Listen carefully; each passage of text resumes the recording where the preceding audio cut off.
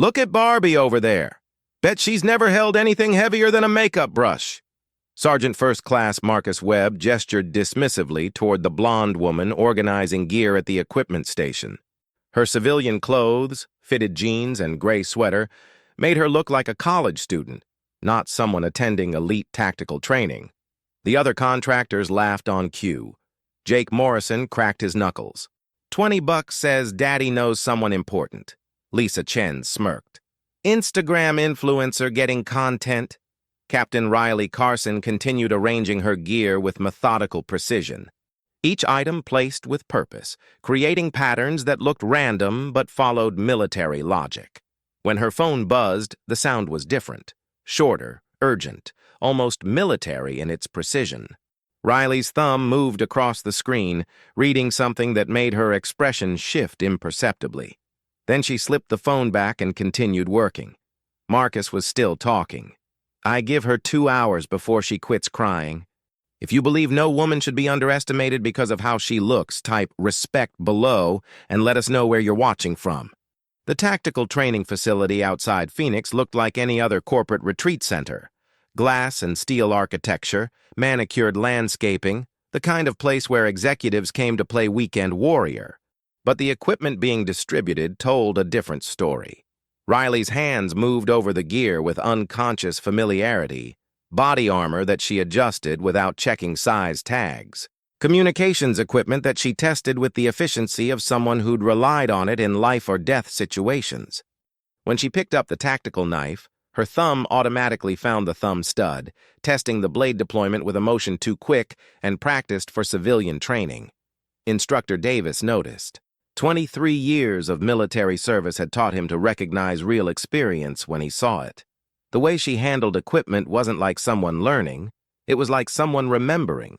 He made a mental note to watch this one more carefully, but it was the ring that really caught his attention. When Riley pulled off her gloves to adjust her earpiece, he glimpsed something on her left hand. Not wedding jewelry, tactical, titanium, flat profile, designed to not catch on equipment. The kind of ring issued to operators who needed emergency tools disguised as everyday items. She caught him looking and smoothly repositioned her hand, ring disappearing from view. But Davis had served long enough to know military-grade equipment when he saw it. The question was, what kind of unit issued gear like that? The phone buzzed again. Same urgent tone. This time, Riley glanced around before checking it. A subtle movement that Davis recognized as operational security behavior. Whatever message she received made her posture straighten almost imperceptibly.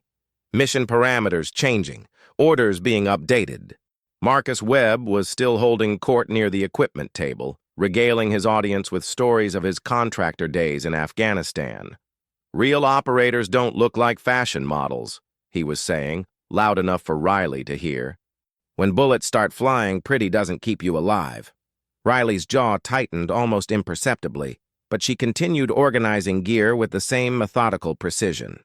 Davis noticed how her movements had become more controlled, more efficient, like someone activating training protocols without consciously deciding to do so. The briefing room smelled like new furniture and ambition. Hawthorne Security Solutions had been building its reputation for 5 years, training corporate executives in realistic threat assessment and response. Their client list included Fortune 500 CEOs, foreign diplomats, and anyone else willing to pay premium rates for premium protection training. Riley sat in the back row, maintaining the same low profile she'd adopted since arriving. According to her registration paperwork, she was Riley Carson, independent security consultant from Denver. 3 years of corporate protection experience, references available upon request. A believable cover story that would satisfy casual inspection. The reality was far more complex. Captain Riley Carson, United States Army Special Forces, currently on classified assignment that required deep cover infiltration of civilian contractor networks. The Viper program had been tracking weapons proliferation through private military companies for 18 months. Hawthorne Security Solutions had appeared on their radar due to unusual equipment purchases and questionable training partnerships. Her mission was simple: assess, infiltrate, gather intelligence, Maintain cover at all costs. The phone messages were progress reports from her handler, coded updates on parallel investigations running in 3 other cities. So far, nothing at Hawthorne had raised red flags beyond the routine corruption that plagued most contractor operations. But maintaining cover meant accepting treatment that went against every instinct trained into her over 8 years of military service. It meant letting men like Marcus Webb question her competence without responding. It meant appearing vulnerable when every fiber of her being was hardwired for tactical superiority. The psychological conditioning required for deep cover operations was brutal and precise. Operators learned to suppress their training, their reflexes, their very identity until receiving proper authentication codes. It was protective camouflage that kept them alive in hostile territory, but it came at a cost. Patricia Hawkins, the facility director, was explaining the week's training schedule. Advanced threat assessment, tactical movement, weapons handling, scenario-based decision-making, standard curriculum for executive protection training. Nothing that would challenge someone with Riley's background, but everything that would allow her to observe and evaluate. Some of you are experienced operators, Hawkins continued, her eyes scanning the room. Others are new to this field. We'll be pairing experienced personnel with novices for mentorship opportunities. Marcus Webb raised his hand. What about liability issues with inexperienced personnel? I've seen training accidents when people get in over their heads. His eyes found Riley in the back row. The implication was clear, and several other trainees turned to look at her. Young, blonde, civilian clothes, sitting alone. An obvious target for his concerns about inexperienced personnel. Riley met his gaze steadily but said nothing. The conditioning held.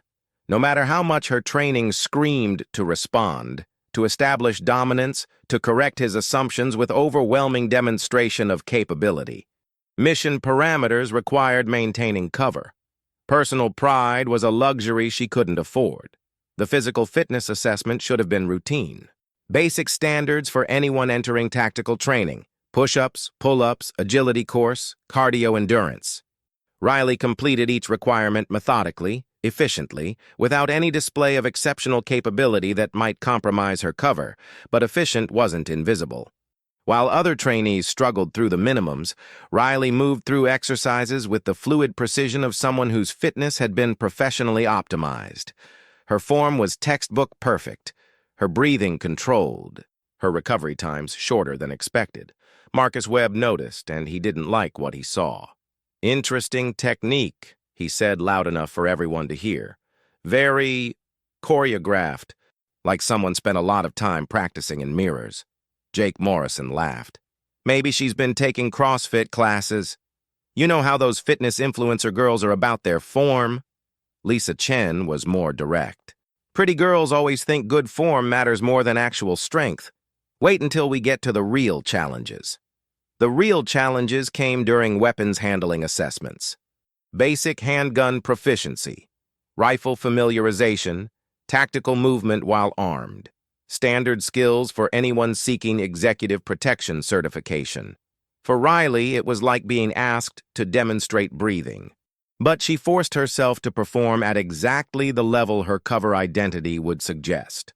Competent but unremarkable. Capable but not exceptional. The kind of performance that would satisfy instructors without raising questions about advanced training. It was torture. Every instinct screamed to demonstrate proper technique, to show these amateurs what real marksmanship looked like. Her muscle memory fought against the deliberate mediocrity she was forcing herself to display. Years of Special Forces training demanding expression, while deep cover protocols demanded suppression. Marcus Webb positioned himself where he could provide running commentary. Stance is too wide. Grip's all wrong. Someone's been watching too many movies. His voice carried across the range where other trainees could hear every criticism. Maybe she should start with something smaller, Jake suggested. Work her way up to grown-up weapons. Riley's shooting group was respectable, but unremarkable. Center mass hits, adequate timing, nothing that would embarrass civilian standards. But Marcus Webb had found his target, and he wasn't finished. Form over function, he announced to anyone listening. Looks pretty, doesn't get results. Real operators know the difference. The conditioning held. Riley safed her weapon, returned it to the rack, and moved to the next station without responding. But Instructor Davis was watching, and what he saw didn't match what everyone else was seeing. The way she handled the weapon spoke of thousands of hours of training. The way she moved through the drill suggested muscle memory developed in far more demanding circumstances than civilian certification courses. Someone was performing beneath their capabilities. The question was why. The memory hit without warning, triggered by the smell of gunpowder and the sound of brass hitting concrete. Helmand Province, Afghanistan, 3 years ago. Captain Riley Carson and her team moving through a compound where intelligence suggested high-value targets were being held. Room-clearing operations where hesitation meant death and perfect execution meant mission success. Her hands moved with the same precision they'd shown today, but for stakes that couldn't be simulated in civilian training. Real bullets, real threats, real consequences for every decision made in fractions of seconds. Viper 6. You have eyes on the package? The voice in her earpiece belonged to Colonel Sandra Martinez, her commanding officer and the architect of the Viper program. Elite female operators conducting classified missions in areas where traditional special forces faced cultural barriers. Package secured? Riley responded, her weapon covering angles while her team extracted the rescued diplomat. Exfil in 30 seconds. That mission had been her 14th successful operation in 18 months. Perfect record, 0 friendly casualties, mission parameters exceeded consistently. The kind of performance that earned recognition at the highest levels of military command. The memory faded as quickly as it had come, leaving Riley standing in a civilian training facility surrounded by corporate contractors who questioned her basic competence. The cognitive dissonance was part of the psychological cost of deep cover operations, suppressing identity until authentication codes restored access to full capabilities. But the memories were useful reminders. This wasn't really about Marcus Webb's opinions or civilian training standards. This was about national security, weapons proliferation, and intelligence gathering that could save lives in circumstances most of these people would never understand. The Viper program had been designed specifically for operations requiring female operators. Cultural penetration in societies where women were underestimated, dismissed, or ignored. Psychological conditioning that allowed them to appear vulnerable while maintaining lethal capability. Training that turned gender bias into operational advantage. Riley had volunteered for the program after watching too many missions fail because targets assumed women weren't threats. She'd learned to weaponize those assumptions, to use society's blind spots as tactical advantages. But the conditioning required to maintain deep cover was more demanding than anyone outside the program could understand. Every instinct, every reflex, every piece of training had to be consciously suppressed until proper authentication codes were received. It was like holding your breath underwater while pretending to breathe normally. Possible, but exhausting. And increasingly difficult to maintain under sustained pressure. Her phone buzzed. Handler update. Mission parameters unchanged. Maintain cover at all costs. The Hawthorne investigation was entering its critical phase, and intelligence suggested the real targets would reveal themselves later this week. Everything depended on maintaining operational security until then, which meant enduring Marcus Webb's commentary for 3 more days. By the 3rd day, patterns had emerged that anyone with military experience could recognize if they knew what to look for. Tom Sullivan knew what to look for. Former Army Ranger, 2 tours in Iraq, 4 years of private contractor work before joining Hawthorne as a senior instructor. Sullivan had worked with enough special operations personnel to recognize the type, even when they were trying to hide it. Riley Carson moved through space like someone who'd learned to calculate threat vectors automatically. During breaks, she positioned herself where she could observe the entire room while maintaining clear routes to all exits. Her gear was organized with a precision that spoke of years spent where disorganization could get you killed. And then there were the small things. The way she ate meals efficiently, eyes constantly scanning without seeming to. How she never sat with her back to an open space. The fact that she checked her phone with operational security protocols most civilians had never heard of. "She's not what she appears to be," Sullivan told Instructor Davis during a quiet moment between exercises. Davis nodded. "Military? More than that. Look at how she handles equipment. That's not basic training muscle memory. That's advanced specialization." They watched Riley move through a tactical obstacle course with studied competence. Not exceptional performance that would draw attention, but economical movement that suggested someone deliberately restraining themselves, like watching a professional athlete play recreational sports. Marcus Webb was still providing commentary, but his tone had shifted from mockery to something approaching concern. "She's too comfortable with this stuff. Makes me wonder what kind of background check they ran." Lisa Chen was more direct. "Pretty girls don't usually know tactical movement that well unless they're military or law enforcement." Jake Morrison flexed his shoulders, a gesture that seemed casual but drew attention to exactly how much bigger he was than most people in the room. "Either way, something doesn't add up. Her paperwork says corporate security, but she moves like someone who's seen actual combat." The speculation was becoming a problem. Riley could feel the attention shifting from casual harassment to suspicious evaluation. 3 more days of scrutiny might compromise operational security. Her handler's latest message had warned about accelerating timelines. Intelligence suggested Hawthorne's real business would surface within 48 hours. She needed to maintain cover without raising additional suspicions, which meant finding the balance between competence and concealment that would satisfy civilian standards without revealing advanced training. It was a tightrope walk that required psychological conditioning most people couldn't imagine. Every movement, every response, every decision filtered through operational requirements that prioritized mission success over personal comfort. The kind of training that made elite operators effective in impossible circumstances. But it came at a cost.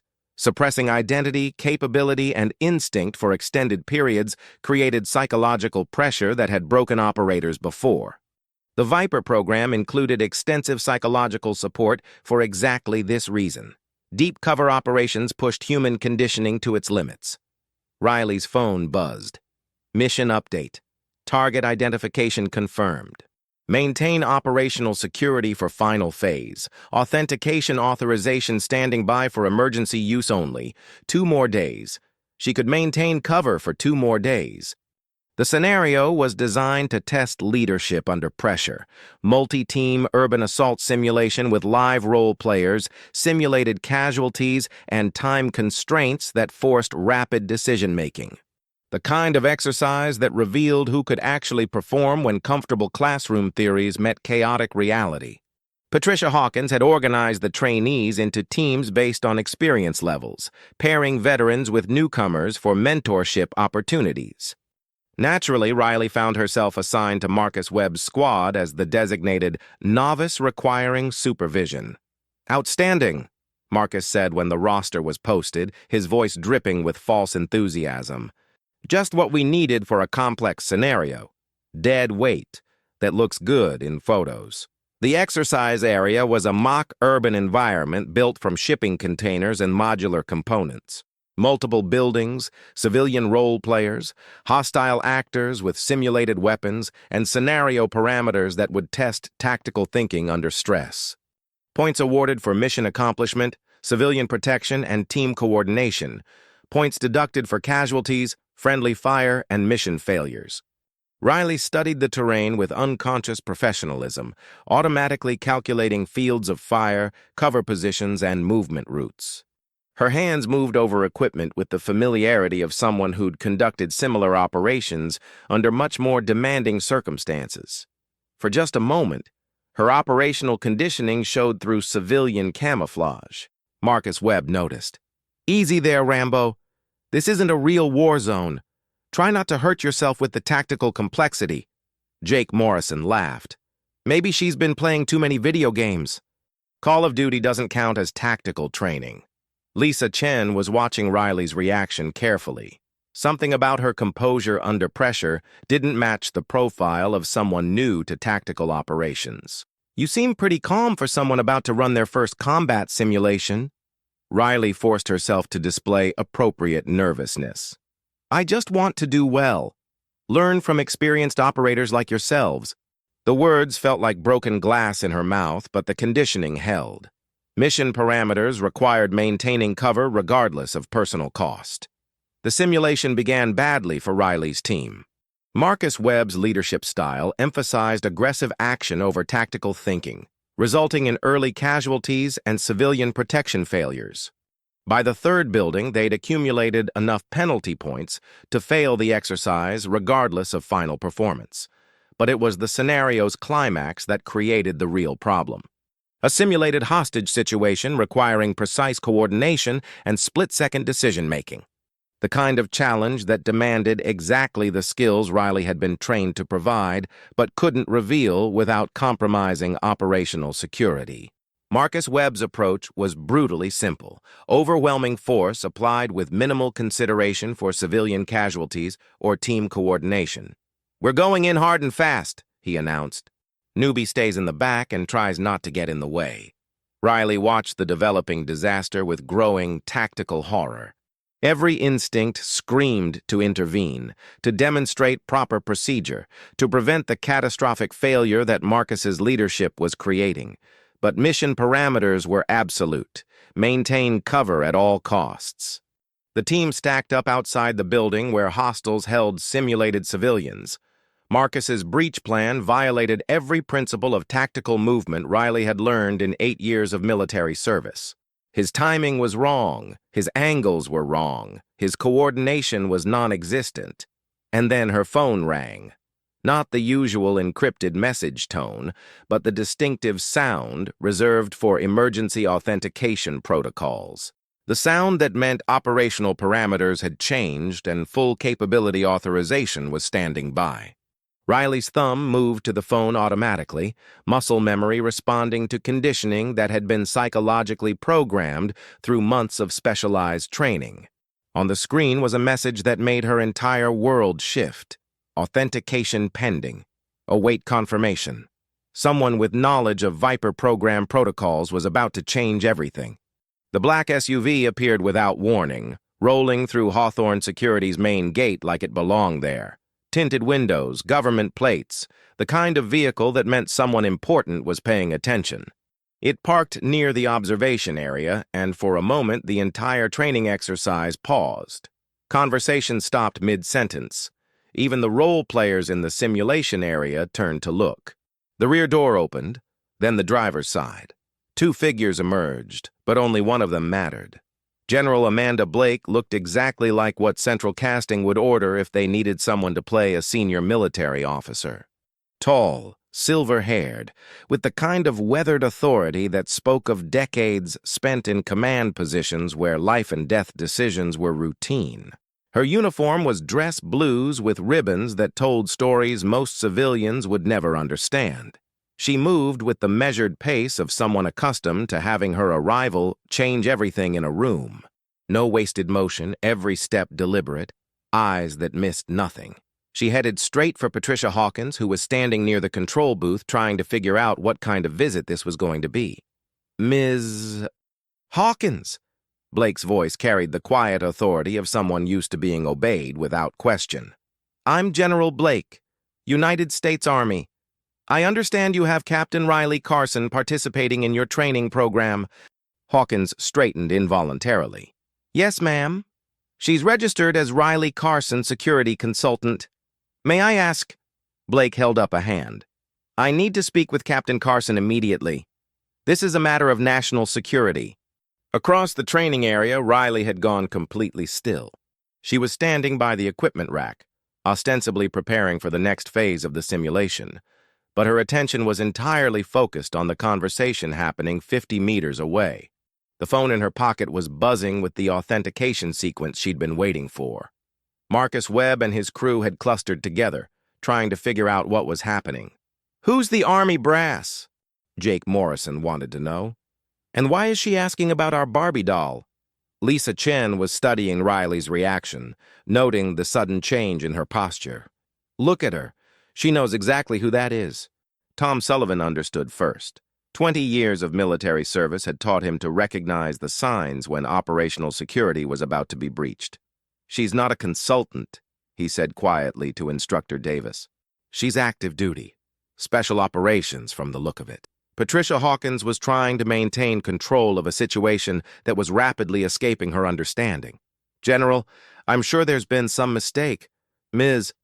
Carson's credentials show exactly what they were designed to show," Blake interrupted. "Captain Carson has been operating under deep cover for the past month. Her real credentials are classified at levels you don't have clearance for." Blake's voice carried across the training area as she addressed Riley directly. "Captain Carson, authentication code Viper 6. Request immediate confirmation and full operational status." The transformation was immediate and absolute. 1 second, Riley was the hesitant consultant who'd been struggling to meet civilian training standards. The next, she was something else entirely, something dangerous and precise and utterly in control. Her posture straightened with military bearing that had been suppressed for weeks. Her hands moved to equipment with the fluidity of someone whose competence had been artificially constrained.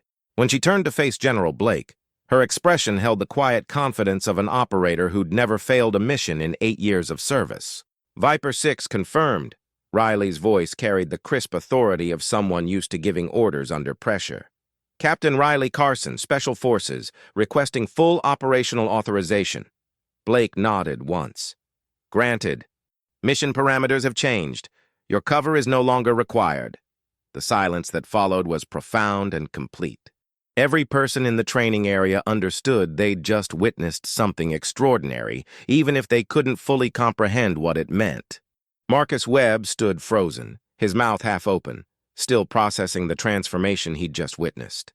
The woman he'd spent 3 days mocking as Barbie was saluting a general with the precision of someone whose military bearing was bone-deep and professional. "Holy shit," Jake Morrison whispered. "She's actual military. Not contractor, actual special forces." Lisa Chen was calculating rapidly, reviewing everything she'd observed over the past 3 days. The equipment handling, the tactical movement, the way she positioned herself during briefings. She was never struggling. She was holding back. General Blake approached the group with measured steps. "For those wondering about Captain Carson's qualifications, she has completed 43 classified operations over the past 8 years. Mission success rate of 97%.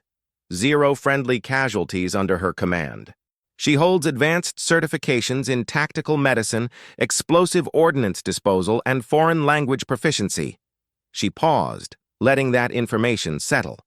"The Viper program trains female Special Forces operators for missions requiring cultural penetration in societies where women are systematically underestimated. Captain Carson has spent the past month gathering intelligence on weapons proliferation through civilian contractor networks." Patricia Hawkins found her voice first. "You're saying she's been investigating us?" "I'm saying she's been investigating threats to national security that happen to intersect with your client base," Blake corrected.